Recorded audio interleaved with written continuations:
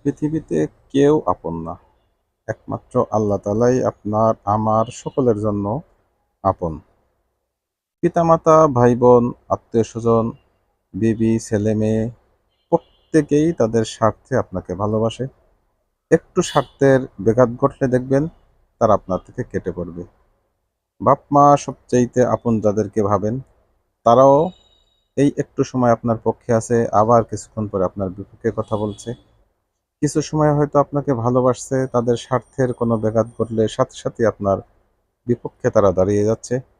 ছেলে মেয়ে যাদের জন্য আপনি মাথার ঘাম পায়ে ফেলে সারাদিন পরিশ্রম করছেন, দেখবেন তারাই আপনার বিরুদ্ধে দাঁড়িয়ে যাবে। আপনার স্বার্থ যখন আপনার কাছে থাকবে না, তখনই তারা আপনার বিপক্ষে তারা কথা বলতে একটুও দ্বিধাবোধ করবে না। যেই স্ত্রীকে আপনি আপন ভাবছেন, সারাক্ষণ তার জন্য আপনি শ্রম দিচ্ছেন এবং তাকে সন্তুষ্ট করার সকল ধরনের চেষ্টা করে যাচ্ছেন, সেই স্ত্রীও আপনার একটু সময় ভালো তো একটু সময় খারাপ। এই ভালো এই খারাপ। এজন্য বলি, পৃথিবীর কোনো কিছুর প্রতি আপনি 100% ভালোবাসা, শতভাগ বিশ্বাস, আস্থা কখনোই পাবেন না। অতএব আপনার যদি আপন বানাইতে হয়, আল্লাহকে আপন বানান।